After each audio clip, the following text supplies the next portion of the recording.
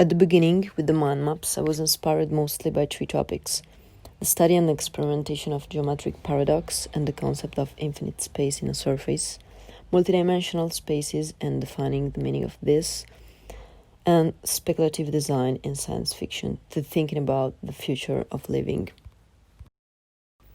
In the work exercise, I found myself lost in the maze of public estate buildings. I was so excited about these places that I always returning there. I felt lost, disorientation, intricacy, and chaos. At that point, I wanted to translate this emotion in a model, in something physical. The most representative model for these emotions is the labyrinth, a very ancient archetypal figure with many meanings. It can represent the infinite within a space, and it can be also seen as a metaphor for our lives, getting lost for finding yourself.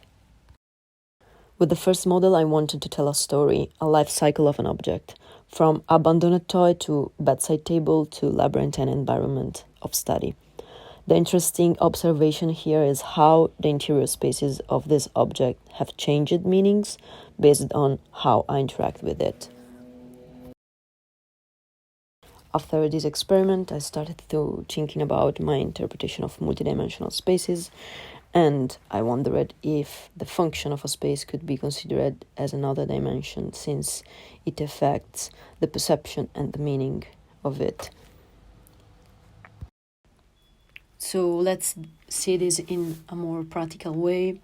My reference is barrier block, public housing estate of my interest. Its weird zigzag design was designed to protect the estate from pollution and traffic noise of a motorway which has never been built. I am therefore interested in seeing the change in perception and function of this building has gone through three phases. From being a public house estate with a specific shape and a purpose to a place famous for criminality, and finally a forgotten place. After that, I started with new models, playing with dimensions. I used the labyrinth as a storytelling device, from two-dimensional labyrinth to a three-dimensional. I am now focused on how to give a new meaning to a place, to reevaluate it. Streets could become something else. New ideas have emerged from this research, evolution and preservation rather than destruction.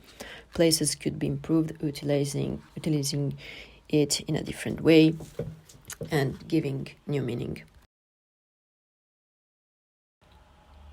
I will continue my research and experimentation with these three topics: perception in labyrinthine environment, evolution and preservation rather than destruction, changing the meaning of a space based on the interaction with it.